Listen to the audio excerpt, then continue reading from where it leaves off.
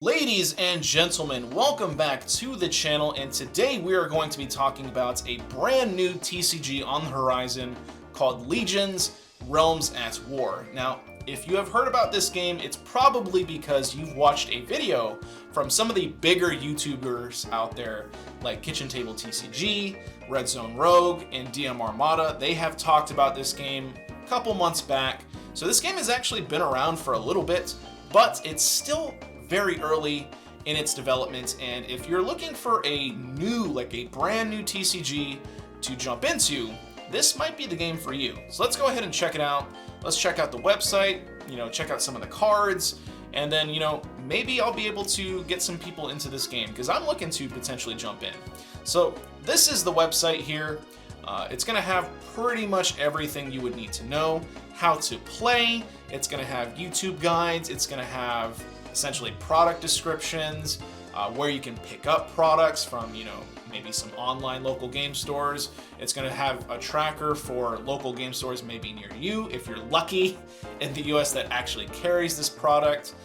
It's also going to have all the released sets, essentially the card gallery, which is going to let you know what cards you can put in decks, how to build decks, and then finally how to contact Future Lore Studios, which is the company behind this, which is a Canadian-based company, which is why they don't have a huge presence in the USA, at least not yet. They are trying to break into the competitive market here.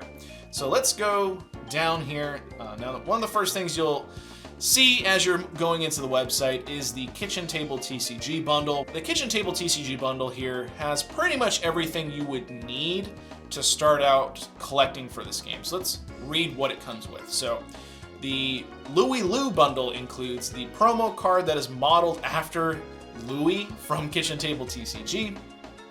It comes with a playmat, which I gotta say, playmats are huge for any TCG. They usually give you an idea of, the flow of the game, and it's really good that this bundle comes with one. In my opinion, it comes with a life counter to help track of life, 2 booster boxes of the very first set called Ravaged Lands. So, like I said, if you're looking to jump into a TCG very, very early in its development, this is one of the games to get into.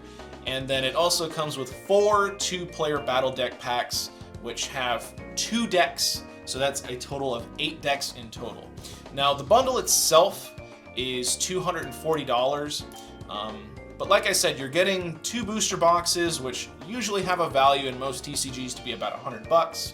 The playmat, arguably about 30, and then the decks themselves, I believe, are about 20 each. So, if you do the math there, you're getting a pretty good starter bundle to start out into this game, at least in my opinion. Moving further into the website, you have them essentially trying to pick up some US retailers to carry their product, as well as a community gallery, which is just going to be pictures of local game stores hosting their pre-release events, some product information, and then links on how to play, how to find events, and then a lore page, which is very similar to Flesh and Blood. They have essentially all their lore on the website. Obviously, we can't always be able to get physical lore product until a game gets more established, but I'm glad that they have it here compared to other TCGs. And then obviously at the very bottom you have some social media sites, their name, Future Lore Studios, and then how to contact them via email. So let's check out some other sections of the site. Obviously they have the news center. Let's check out product releases. So the battle decks here, if you go into the site here, this shows you every single battle deck product that is available. I'm surprised that other TCGs haven't really done this too much. The fact that this card game has 4 decks or 4 packages to choose from, this is a great place to start for new players. If you think the Louie Lou bundle is a little too expensive, maybe pick up one of these decks. Like I said, I think they're only about 20 to 30 bucks. You can grab a friend. They'll have essentially a guide on how to play, and then you can just start there. Going back, you also have, like I said, the very first set called Ravaged Lands. and it's still in first edition. So if this, game gets a little bit of traction, if you're kind of an investor or a collector type, you can get really early into this game. And I know a lot of us missed the boat on some of the other TCGs that have been coming out this past year or so.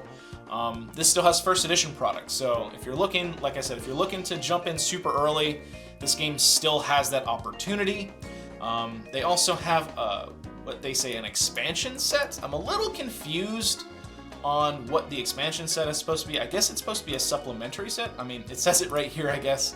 But then they also have something called a blister set, and I've never heard of like supplementary blisters until like Flesh and Blood and stuff, so I'm a little confused on what the differences are supposed to be. But maybe I'm just being dumb, I don't know. But technically there are 2 sets out, Ravaged Lands and Bountiful Harvest. So this is the product page, which is going to give you all that information. Next you have the Realms page, which is going to be essentially the card gallery, as well as giving you information on what the deck types can be. So, in Magic the Gathering, you have the colors, the color wheel. You have white, black, red, green, blue, and then technically colorless, which is like your artifacts and colorless creatures, right? In this game, you have the realms, which is Mortal, Ravage, Divinity, Scorch, Necro, Unbound, Magical, and Frost. And those have essentially like races which tie to those realms. So for Mortal, you have heroes, which I guess is supposed to be like humans or like legends or something like that. Divinity is your angels. Scorch is your demons. Necro is your undead. Unbound is your titans. Magical is mythical beasts. And Frost is your dwarves. And each realm kind of has their own play styles.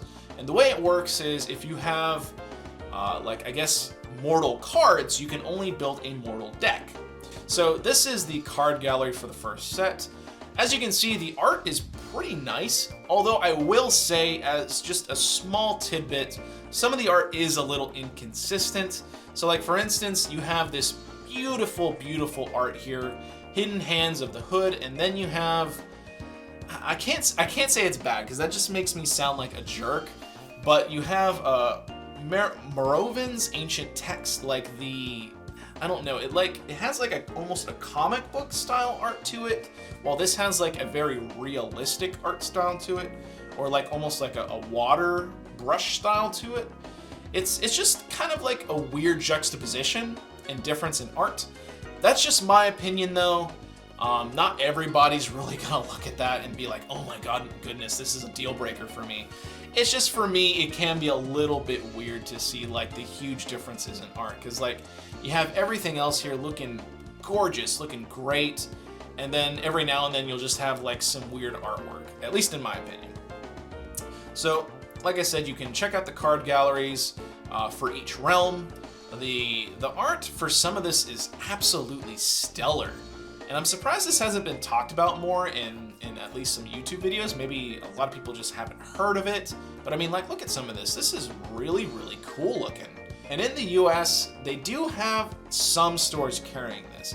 Not too many, but they at least have some stores starting to pick it up. So it looks like if you're in Ohio, Arizona, North Carolina, West Virginia, Texas, in Maryland, you may have a store near you. Let's go ahead and check out a how-to-play video. We'll watch a couple minutes of it, and then, from there, we'll just kind of have my closing remarks. So let's check out Kitchen Table TCG's how-to-play video. All right, so let's go ahead and check out this video. We're not going to watch too much of it just because I don't want to, essentially show the whole video. We're just going to watch a couple things about the game. We'll, pause it, talk about some of my opinions, and then we'll, give my closing remarks. Well, hey everyone, welcome to Kitchen Table TCG, where today we're going to talk about and learn how to play Legion's Realms at War. Legion's Realms at War is a fun and competitive trading card game created by Future Lore Studios in Canada. In Legions, you command your Warlord and their armies of warriors to defeat the opposing Warlord and their armies. Here at Kitchen So essentially your Warlord is like your hero in Flesh and Blood, or your commander for, commander in MTG. It's supposed to be the same exact kind of thing where, you lose if your hero dies. Table TCG, we have an amazing bundle if you would like to dive in and experience the game for yourself. Check out the link in the comment section of the video for availability of that bundle. There's only one win condition in Legion's Realms at War. That is by dealing your opponent's Warlord their damage counter max, or DCM, that is listed on their card. You do not lose the game if you run out of cards in your deck. It's important to note that the DCM starts at 0 and moves up to the maximum number printed on the Warlord card. This is much different than other TCGs where you start with X life and reduce your health. In Legion, I wonder if they did that to just try and be like hipster to an extent, because I mean, I don't know what the difference would be if you started at 75 and just worked your way down to 0 instead of going from 0 to 75. Like, there must be some rule where that actually matters, but you know, I haven't seen anything in any of the guide videos that I've seen that would make a difference. So anyways, let's keep going. Legions, you track the damage taken, not the health left. One of my favorite parts of Legions is that you start the game with a few cards on the battlefield. These are your Veil and Realm card, your Warlord, your Synergy, and optionally your Guardian. So one of the things that is kind of weird with this game too is, like, apparently the Guardian card is not in some of the beginner decks. I think they said the only way to get a Guardian card is you have to open up booster packs. So it's a little weird that they have a mechanic in the game that is like interwoven in the game, but it's optional and it's not in your beginner friendly product. It's just a little weird that they have like something in the game that you can play, but it's for some reason it's not in your like beginner friendly product. It's just a weird thing to have. And then all of this just kind of sounds complicated, but trust me, it's not really all that complicated. It really isn't. It's basically like the same idea as like equipment in Flesh and Blood, where you have some cards that start out on the battlefield that slowly go away as the match goes on. It's the same kind of idea there. So let's keep going. For this video, we're going to utilize the Angels vs. Demons 2-player battle kit. 2-player battle kits don't include Guardian cards, so you can learn about those later as we dive deeper into the game in the future. When picking a deck for Legions, there are a few things to keep in mind. A deck must be between 50 and 60 cards and must follow suit to one of the 8 chosen Legion or colors in the game. You may additionally include Bounty and Gray cards in your deck as part of those 50 to 60 cards. There are 5 rarities of cards. You can have 3 copies of any 1, 2, or 3-star card. Those are common, uncommon. So this is basically just giving you like a breakdown of deck restrictions. So it's like 3 copies of your commons, uncommons, and rares. 2 copies of like your majestics or mythics. And then like, I guess like this game's equivalent of a fabled, you can only have 1 of. You can have as many fables as you want. They just have to have the different names. Same thing for the other rarities as well. So let's skip ahead a little bit. It's the Warlord that commands and leads the warriors on the battlefield. This card starts the game in your Warlord zone, and it will stay there for the remainder of the game. Your Warlord obviously has a Legion crest that represents the cards that you will be able to play in your deck, and then has the damage count maximum number to the right. If you end up taking this amount of damage, again, you lose the game. Additionally, each Warlord has a special ability, a magical attack, and a physical attack. So I think this is about where I'm probably going to stop, but like, you probably get the idea. The game is supposed to be a mix of like Magic the Gathering, Yu-Gi-Oh to an extent, Commander, Flesh and Blood. The way it works is like you start your deck off by choosing your hero or your Warlord or whatever you want to call it, and then that's going to shape your deck. So like if you choose a immortal hero, then your deck is going to consist of just mortal cards. Each color or deck type is going to play completely differently. So dwarves play differently from mortals, demons play differently from orcs, etc., etc. Some of the decks are more aggressive, some are more control, some are more combo based, stuff like that. So there is a deck that is going to relatively, be for, different deck types that people are going to like. The way it works is like there is no resource system. You just play cards based on what it requires of you. So like you can only play one creature or warrior per turn, but if the warrior says you need to pay Warlord life to play it, then you just count your Warlord's life up to play whatever card. And it's the same thing for, I think it's called unified cards, which is essentially just your spells, buffs, equipment is unified cards. And then you have a card type called fortified cards, which is essentially supposed to be like traps in Yu-Gi-Oh! And those can only be used on your opponent's turn. So there's stuff like cancel out a card that your opponent played. Those are a lot like the fortified cards. And then you saw the other things like your Veil, your synergy cards. Those are cards that like are always on the field and can be activated at certain times. So it can get a little bit intricate. But it seems like once you have a couple matches underneath your belt, the game is really easy to play.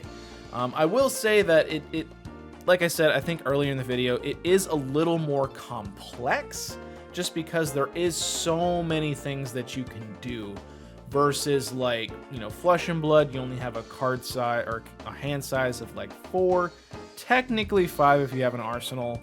Majik is like for the most part, especially during early game, you're playing lands. You're building up your resources to be able to do stuff. This game seems like you can just do a ton of stuff right off the bat. So that can kind of confuse new players getting into it. But I like that it's complex. I like that it has a lot of intricacies to it. Overall, I think I like a lot of the art, what the game is presenting here. It is different enough to where, it won't feel like Majik, it won't feel like Flesh and Blood, it won't feel like Yu-Gi-Oh!, it won't feel like Pokemon. It will feel like its own thing, and I like that.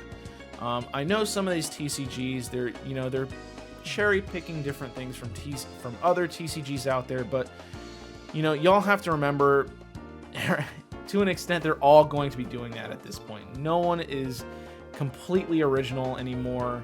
A lot of these card games, they're just trying to find its audience, and I think Legions does do enough different here to build an audience. So, this is going to be the end of the video. I'm going to be asking y'all down below in the comment section, what do you think about this card game? Are you thinking about diving into it? Do you think, Kitchen Table TCG has a relatively nice bundle to pick up? Do you think it's too expensive? Do you think this game has no chance in heck to really get any sort of traction? I'm just curious. Anyways, that's going to be it for this video. Thanks for watching, everybody. Like and subscribe to the video if you like the content, and I will see you in the next video.